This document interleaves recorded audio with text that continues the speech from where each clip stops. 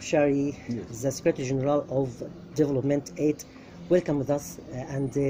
I don't know what I can say. We appreciate you presenting with us today in Egyptian TV and Asian News for these few minutes, which we want to share with us more details about the D-8. Please. Thank you very much.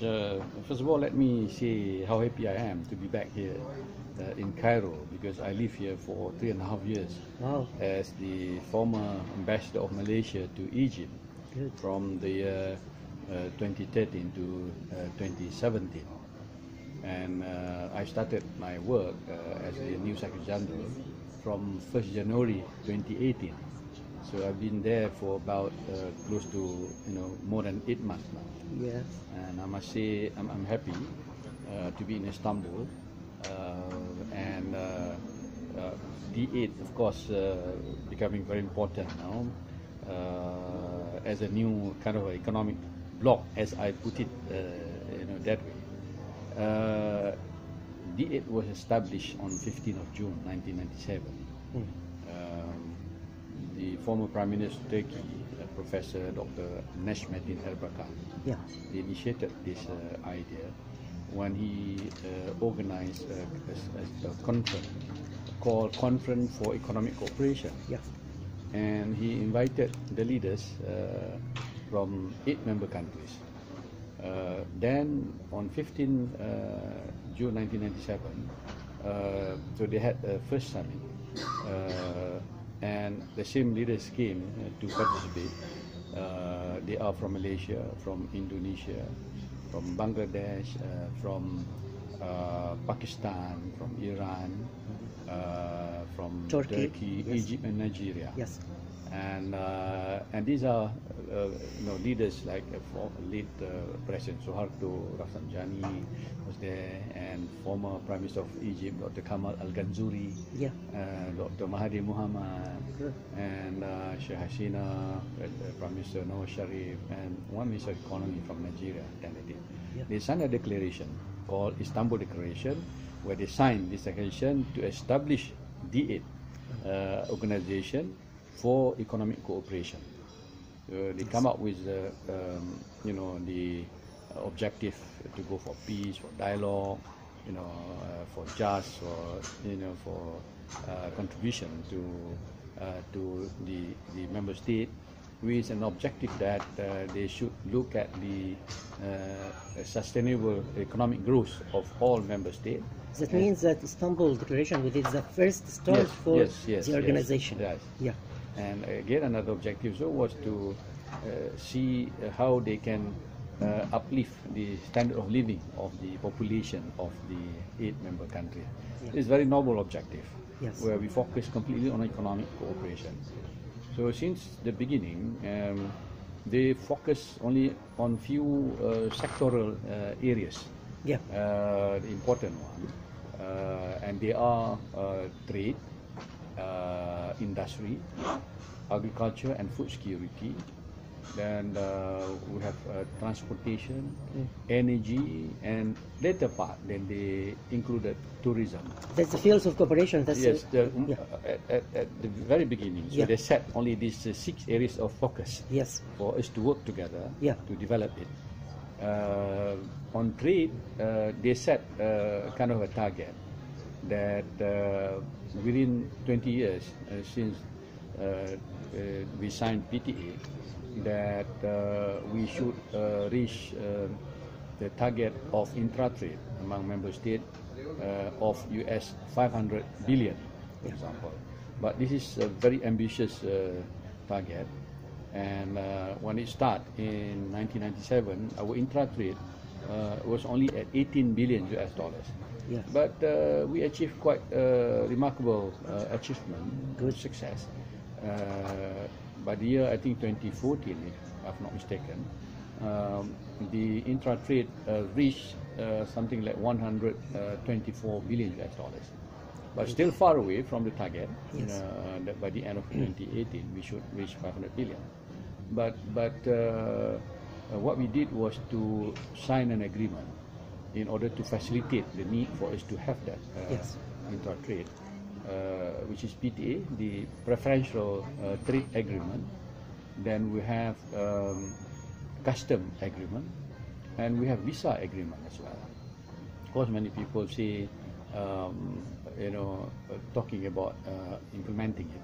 Yeah. We have implemented it, but I must be very frank to say that there are areas that need to be improved in all these agreements, and it's exactly what we are trying to do now.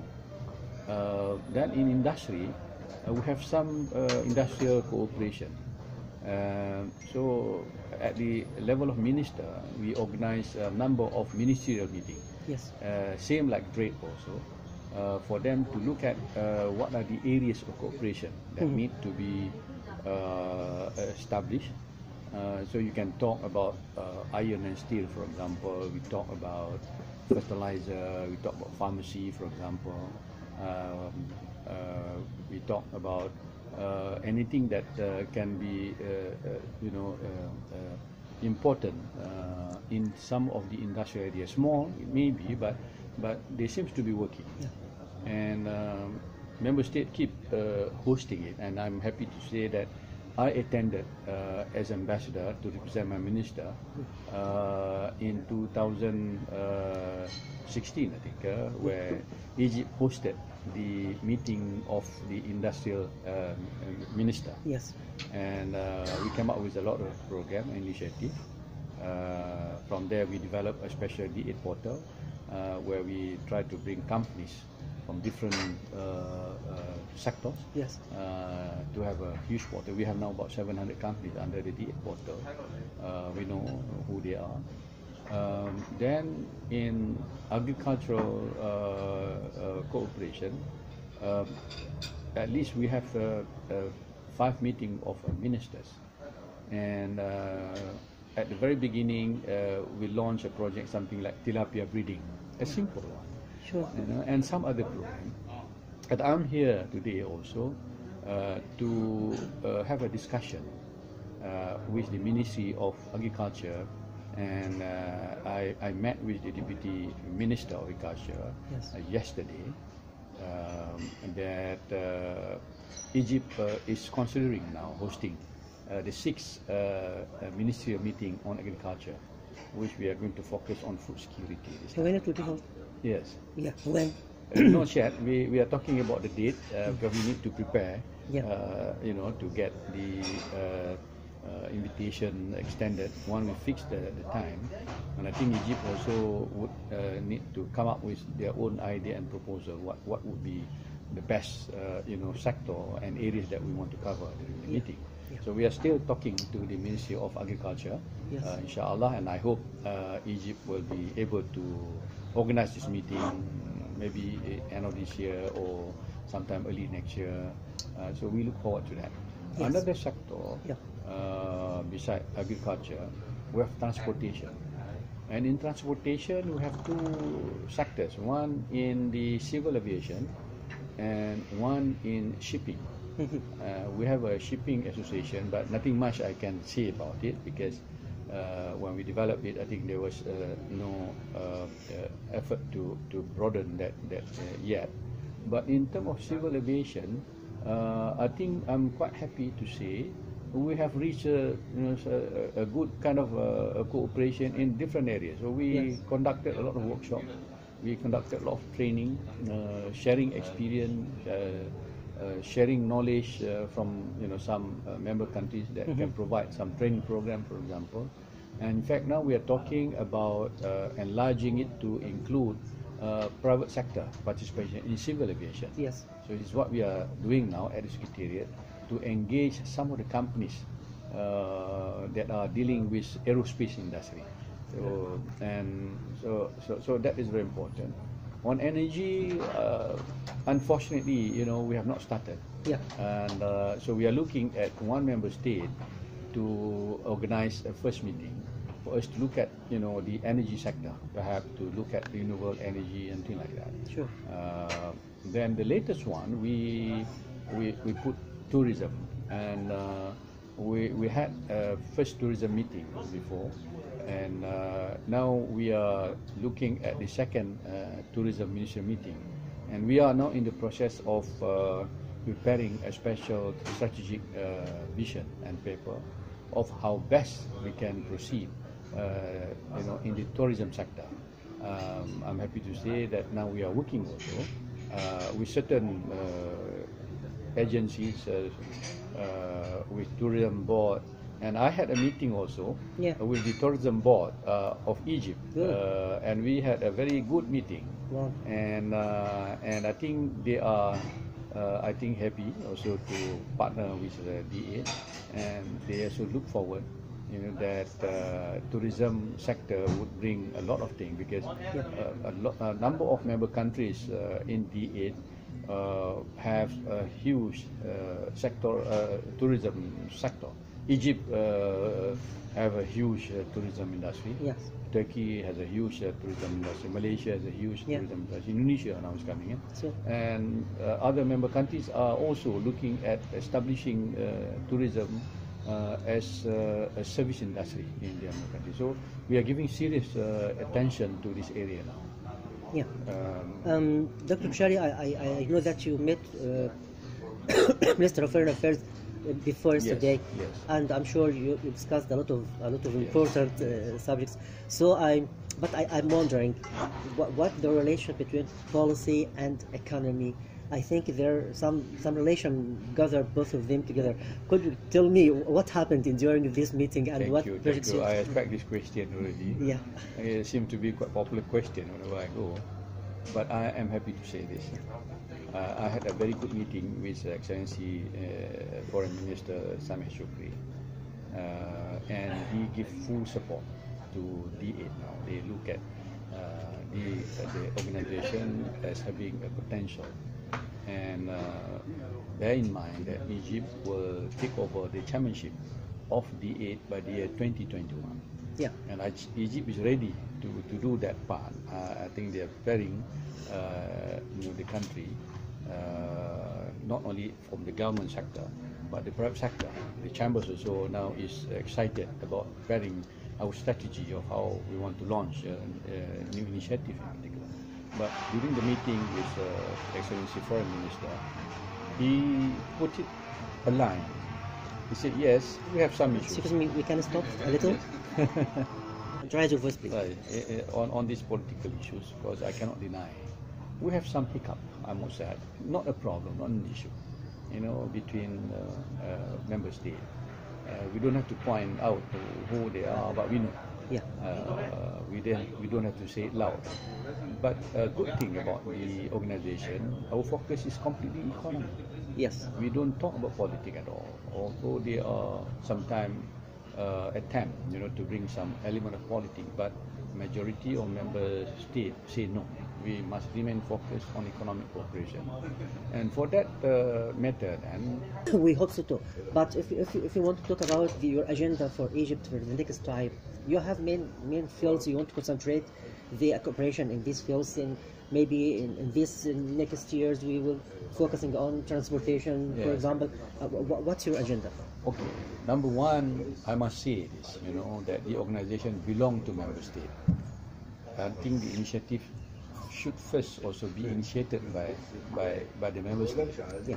And this is what we are trying to to share with member states when I visit all the member states, to discuss seriously with them what can a member state, the government, offer us. Number one. Yeah. It has to be based on willingness. It has to be based on commitment, because they own this. Yeah. And to ensure the success of our work, then first the member state must show that we are interested to promote this, for not only for their own interest, but for the interest not only among the D-8 member states, but the interest that will benefit all. Sure. Because we are not doing it within the 8 at all, because we have signed a lot of memorandum of standing with many other organizations, with different agencies, even with UN. We are observer to United States, to United Nations. Yeah. And we are working also closely with many bodies and agencies of OIC, because we are a member of OIC too. We are talking to UNCTAD, we are talking to UNIDO, and last year we signed agreement with Islamic Development Bank for funding proposal. I'm talking also to some other people even outside D8 so that we can have a kind of a partnership with that. It means that the cooperation of the organization not only with the countries but also with another organizations, yes, as yes. UN and UNIDO and so on. There can be experience learning, experience sharing. We can learn from them, they can learn from us. Yes. We can also come out with some initiative to do it together, jointly. So I don't think that we should limit our activities within us alone, because we need to talk to people, we need to trade with people, with other regions. So, and we signed memorandum with a number of regional organizations as well. When I was in Indonesia, I visited ASEAN Secretariat, and we agreed both, in fact, to start the first project was to start having a special conference to bring our chambers of commerce there, sharing experience of D8 chambers of commerce and ASEAN chambers of commerce. They may be advanced from us. We are now still crawling, but I think from there, because two members of ASEAN, Malaysia and Indonesia, are members of D8. So we can even talk to another, like a group of ECOWAS, Egypt and Nigeria is a member. So this is what exactly we were talking yesterday with Chambers of Commerce. We should benefit from the connection of the organization within D8 with the other organization outside D8. We should leverage on this kind of a good cooperation with other organizations. So we want to bring new element into D8 so that it will be lively, it will be very productive. So I'm taking more of pragmatic approach. We want to be professional. We want to be seen that we understand the issue, we know what we are doing, and we are sharing with other organizations. And why not we expand all this cooperation as part of our external relations activities? Yes. I noticed that the members of the organizations, some countries from Africa, another from Asia and Europe, and I'm wondering how you collected these countries together, and you aren't thinking in enlarging the, instead of the D8, maybe D10, maybe D12. This idea, in fact, came at the last summit meeting. At the closing remark by the Honorable President of Turkey, being new chair of the. I think he just mentioned in passing. Not even referring to saying, I think we can see the potential of the. So in passing, he just say, why don't we look at expanding it? It should not remain as D8. We should go to D8 to 9 or D20 or something. But I must stress this point. In the Charter, Article 3 of the D8 organization, the Charter says very clearly about new membership. So there is a clause and a provision already existing in the Charter that any member, any country, can apply to become a new member of the organization, as long as they are a member of the United Nations. It doesn't say whether you must be an Islamic country or a non-Islamic country. So it's a kind of open-ended, statement to, if those who are willing to be part with us, and we will welcome. But of course, you have to set some criteria of consideration and selection. It has to be based on certain criteria, which we are now working. You put some conditions, We have not worked it out yet. I think we will leave it to the minister. We will submit some ideas to them, and for them to consider whether is it good for us to discuss it, because there is already a clause in the Charter to say it's open to anyone to apply. So when they apply, then we will deal with that, because it's very simple. Any member, any country that is interested, the foreign minister of that country should write to the Secretary General. Secretary General will bring it to the attention of the foreign minister for them to consider, and the foreign minister will submit it for approval by the leadership at the summit level. So it seemed to be easy, but I'm sure the leaders who are very wise, that will decide whether we can open it to one country or to another country. Because I think this is similar to any other organization. Yes. They have to set some rules and terms and conditions. Sure. I don't think that I should discuss about it now because nobody has applied yet, and we are just talking of the possibility, But when that happens, then I think we will give it to the wisdom of our leaders to decide. Who knows? Maybe not. We hope that in the future, maybe. Right. Yes. Dr. Bashar, your presence here in Egypt as ambassador of Malaysia helped you in dealing with others here in Egypt, with how to manage your meetings here. I think your presence here helped you to be better in cooperation, in negotiation with Egyptians here. You know them before, you stayed here for, you know that? That's why, as I said, I cannot talk as ambassador of Malaysia now, but I was a former ambassador of Malaysia. I'm not representing Malaysia anymore. Yes. But I'm very happy to see, I had spent a wonderful time in Egypt. I love this country because I have my brothers and sisters. And I said many times that I will be with Egypt. I would never allow my brother country to collapse. And whatever I can do, I will be there, standing together with all my brothers and sisters. And I keep it in me, until I come. So I developed friendship with different sectors, not only, with government agencies, not only with foreign ministry.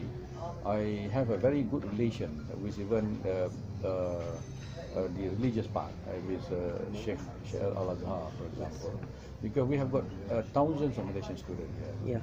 With the Ministry of Awqaf, for example, with the Grand Mufti, and with the universities.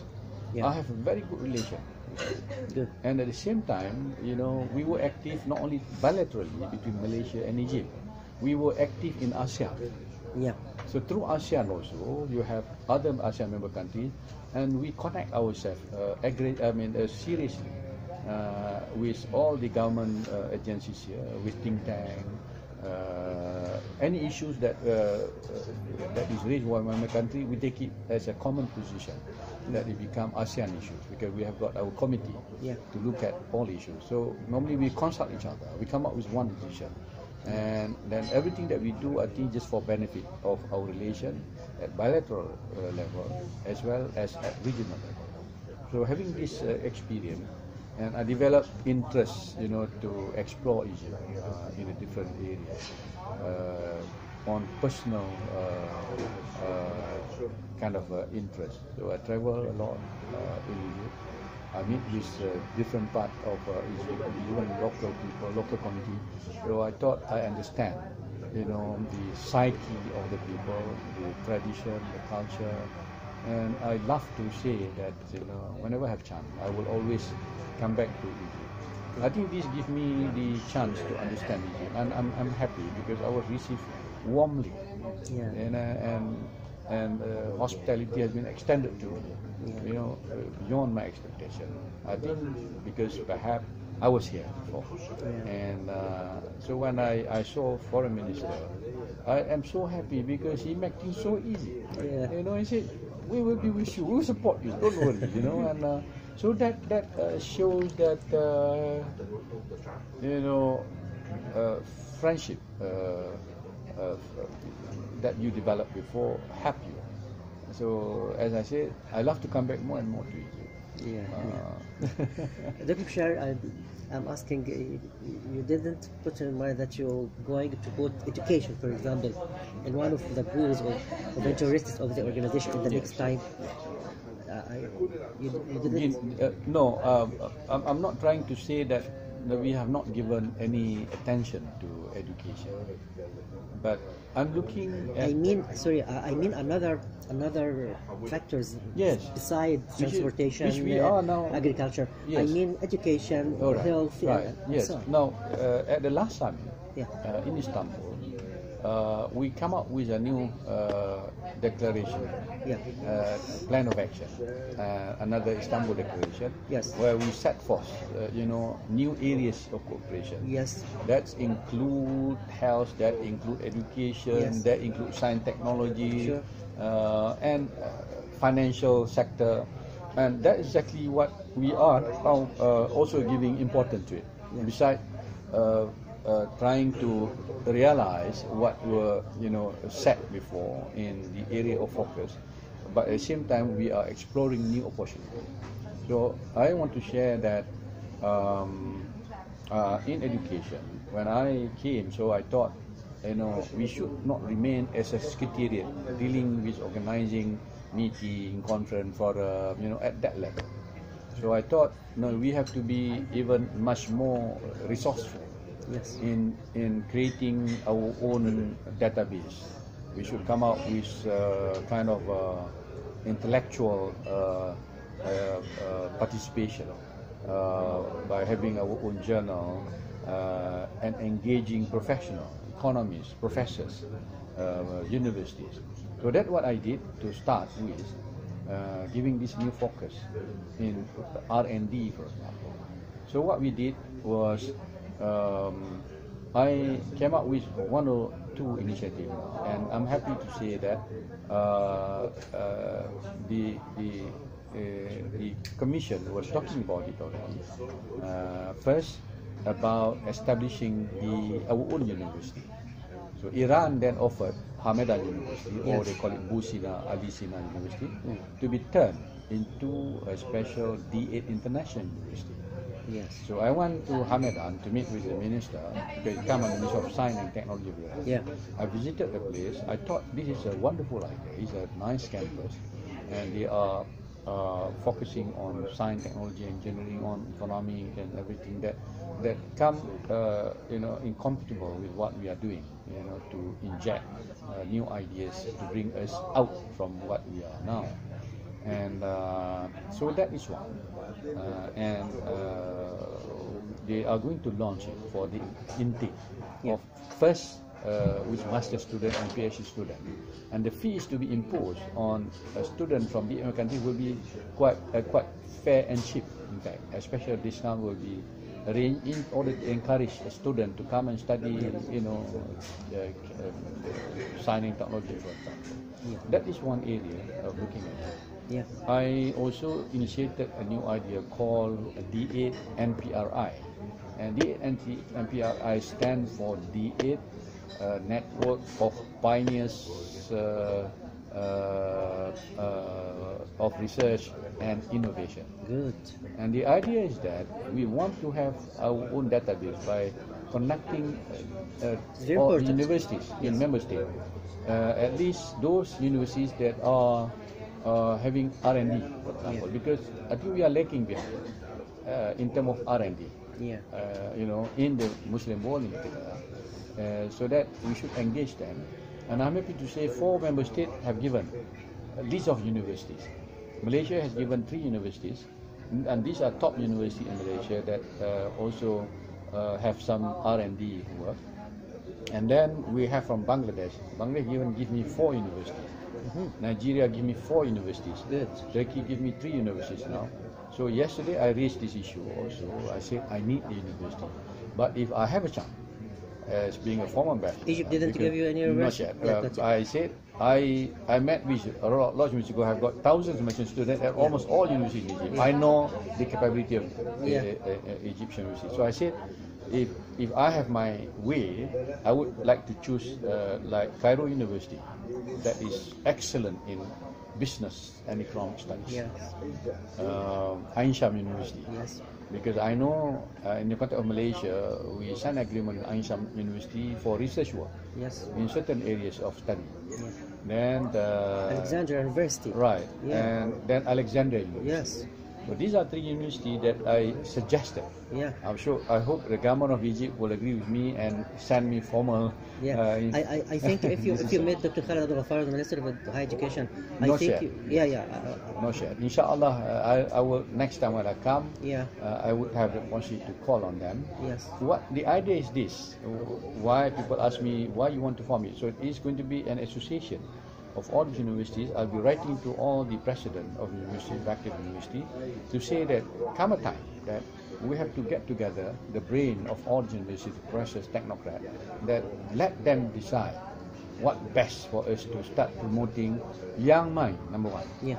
Young student, they will be the future industrialists, technologists, and whatever. So we have to nurture them from the very beginning. Number two, there will be a lot of research and development done by the university.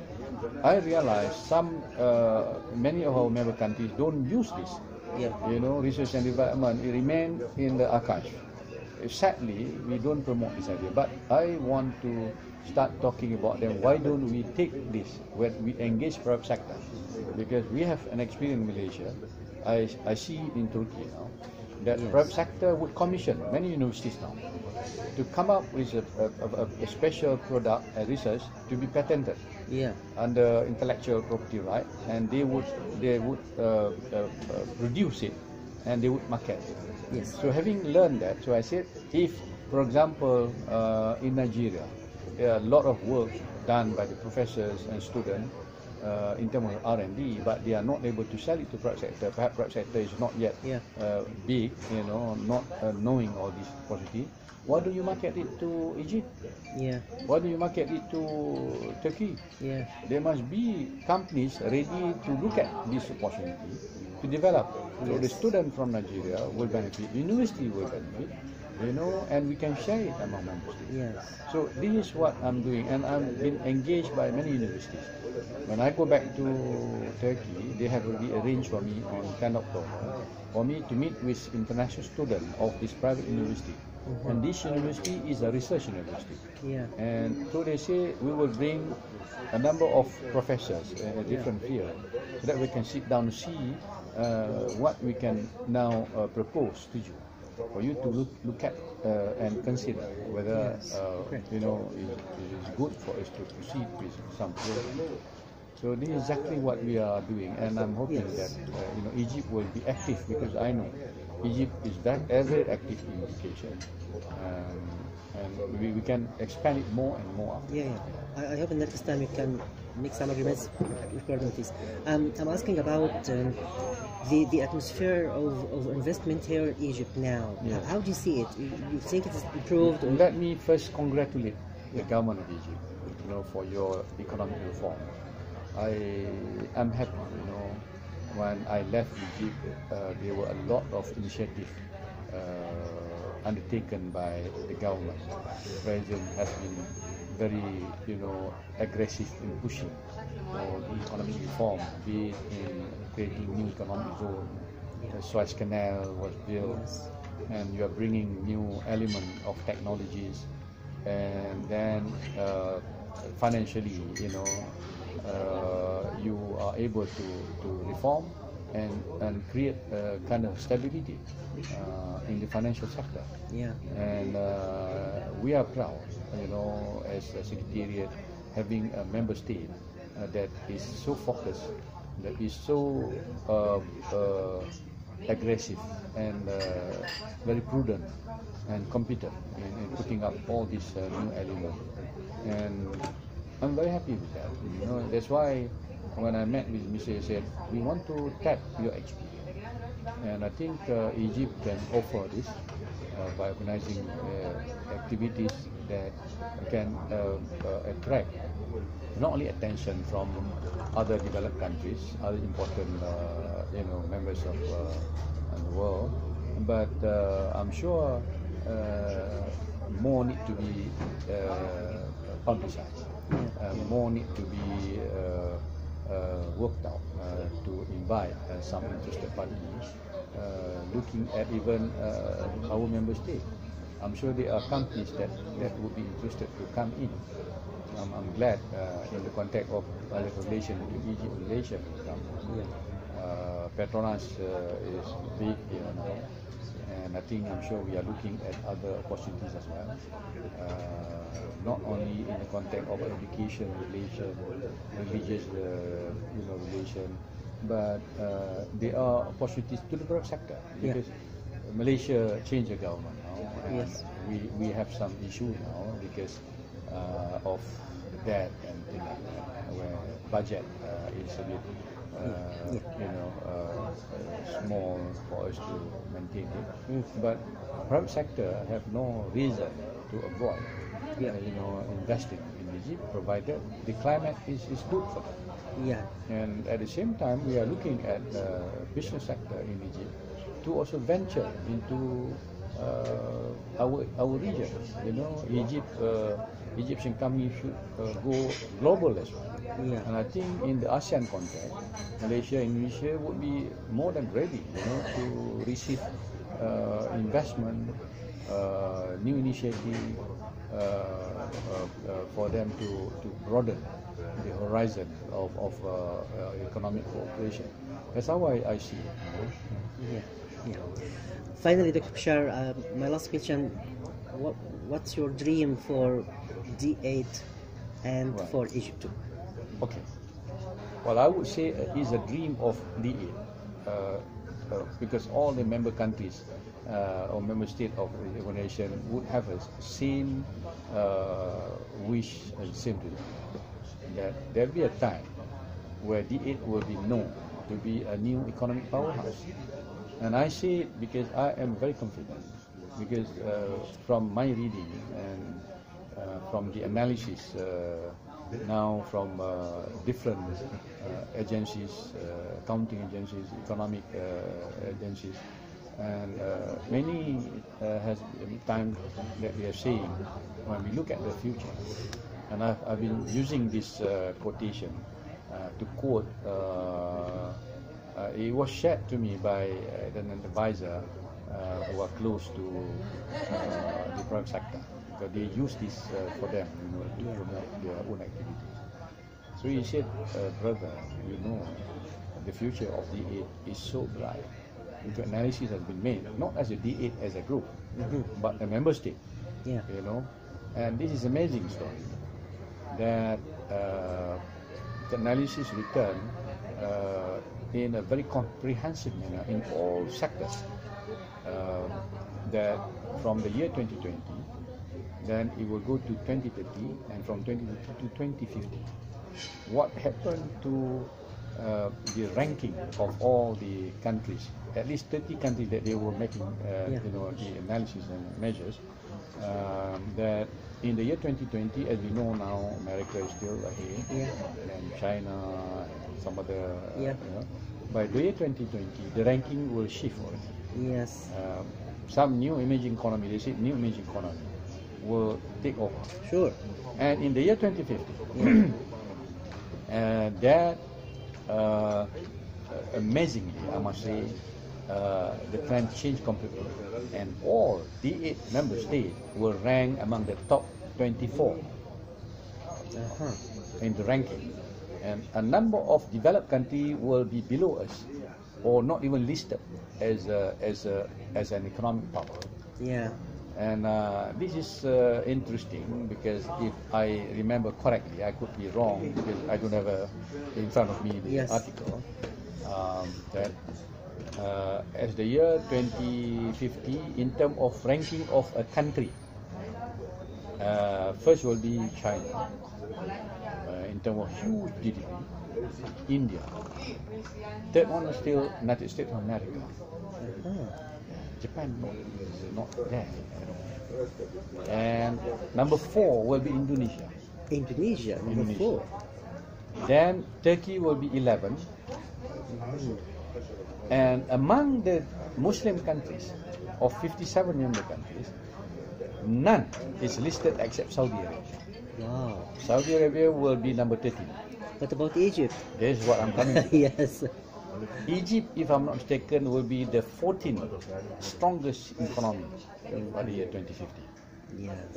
And interestingly, a country like Nigeria will be number 15. Iran will be 13, I think, Saudi Arabia. 14 will be Egypt. 15 Nigeria. 16 will be Iran, despite all the sanctions. This is amazing. Then other countries like Pakistan will be number 19, Bangladesh 23, Malaysia will be 24. there must be reason why, because we are small, we have our GDP. So, but yeah, we will be above Thailand, we will be above Italy, we will be above France. I'm wondering, how come? Australia will be behind us, Canada will be behind us. So this is an amazing story. It's a big change. So the way I put it, if you combine these 8 countries who happen to be the biggest members of OIC. But you think it could be easier combined together? We will have something like now our GDP combined is about 3.8 trillion. Yes. Come the year 2050, our combined GDP will be 40 trillion US dollars. Yeah. US, and that will put us as a group. We will be the 3rd economic superpower after China and USA. Good. US will be number 4, and we would beat, the other group as we put it together. So, Mr. Hamuda, we have a bright future. Yes. The way I put it now, we have to work, aggressively. We have to be very committed. We have to start preparing ourselves. But we have to work hard to achieve this. Yes. That's why I say I put it to all the leaders. I say, no, put aside, our political differences, because we will never be able to handle it, because sentiment is always there. But when we focus on our economic cooperation, we will benefit us. We have nothing to quarrel about. People will enjoy, people will benefit, and people will be very happy to participate in all our programs. Yes. So we have to start coming with new initiatives, and it has to come with not only willingness. So we need a political will, and we need to have economic will. We need to have commitment. We have to give priority to the aid, as if it is not the most important, but at least equal to the priority given to other organizations that we are members. Yeah. So that's how I put it. I've been saying it. Let's put it together. Yes. At the very least, start talking about the aid. In the statement. Whenever we go, mention the aid. In the meeting with other people. So we have this group, and we have hope that this group also will provide something great, for the benefit of mankind. Not necessarily for the D8 members, but we can play a very crucial role for the benefit of all. That's how I see it. You ask me my vision. So I'm pretty clear about the direction. Yeah. It's only for us to work hard and to be united, to do things together. Put aside all the small, disagreement. Let's focus on what we do. It's a big dream for not only for D8 but for over the world. Yes. Yeah. Okay. What about your dream for Egypt? Sorry? For Egypt? Yes. Yes. Your dream for Egypt. How? As I said, Egypt will be the new economic power. Yeah. But Egypt, to me, has been playing its role. Egypt is a global player in many issues. I don't want to comment about political issues, because we are not a political organization. But individually, personally, I would think that Egypt has been there in almost all the important issues of the world. And Egypt initiative, Egypt help, Egypt thinking, views has been sought after in many issues. And I'm happy, that Egypt has done wonderful work in the context of when Egypt assumed the presidency of G77 in China. You have done a lot. Yeah. And I think the competency of your diplomat and your people is very clear. I know, that you have a very good, excellent diplomat, for example. As a diplomat myself, and I deal with many of my friends. And this is the kind of role that I think world would see Egypt playing. Not only on the economic sector, trying to come up to a level that would be comfortable to the people. But at the same time, the role in a different aspect, which Egypt has been playing effectively. So continue to do that and be much more effective in it, and nobody will say Egypt has not done it. And we can see from the record and from history. So I'm very happy, to have the possibility to associate myself with the people and the government of Egypt. I used, when I was ambassador, I used to tell my own experience, and they laughed. I said, I learned to study Al-Quran because we send our people to study. And I keep saying, in the case of Malaysia, Egypt has contributed a lot in the field of education, because we have our people, our big ulama in the South Asia that were trained by Al-Azhar since 1876. I remember when I came, and this is interesting, I don't want to name the former Deputy Prime Minister of Egypt. I went to see him, to call on him, and he was singing me a song about Malay people coming, they call it Jawi, that come from Malaysia, Indonesia, Brunei, whatever, where we participated in the war against Israel. During the big war. And there is a rhyme, part of the patriotic song, to motivate the Egyptian soldiers to fight. There was one rhyme that is saying about the Malay fighters. You remember? He sang it for me. I can't remember if he sang it in Arabic, but the meaning is something like, we are fighting with these people, with bravery and everything. We have our brothers coming from far away. They are here together with us. And these people are so kind, because we use gun and we shoot people, and they come to our gun and put flower in front of the gun, or mouth of the gun. So they come with love. They come with that. Not only they come with patriotism, support, bravery to support, but they offer the love also to our friends in Egypt. So he sang this song for me, and amazingly, I said to him that, Your Excellency, we would have, and that is my early part when I organized the National Day for Malaysia. And I told him that we are going to have our National Day celebration. And he said, can I come and attend your function? He was shocked to me, because people were just envy. How come you come only about 2 months and you are able to get the Deputy Prime Minister to attend your function? So I said, by all means, and I'm happy when he came, and I give a speech, and I said, would you like to say something? He went up the stage, and he said, I want to tell you something about Malaysia and Malay people. And he said, there's a song, a special song created for these people, and he sang it. And he gave a very good speech, and he said, you must know about this. I said to him, please share this song, so that I can publicize it. I've been telling my students here, I said, see how Egypt even regards us. And this is very important for me. And I said, when I was small, I listened to the song Umi Kalsum, Abdul Razak, and that actually influenced me a lot. And at that time, movie from Egypt was very popular. Song was very popular in Malaysia, and when we go back to Malaysia, many of our students, they established a madrasah system. So at that time, under the British, so there were two kind of special, education institutions. One, which is built by the British, and you have to follow them, the British. But the Muslim in particular established madrasah system completely using Al-Azhar as a model. Until now, we continue to use this system, and Al-Azhar is the most important institution to Muslims.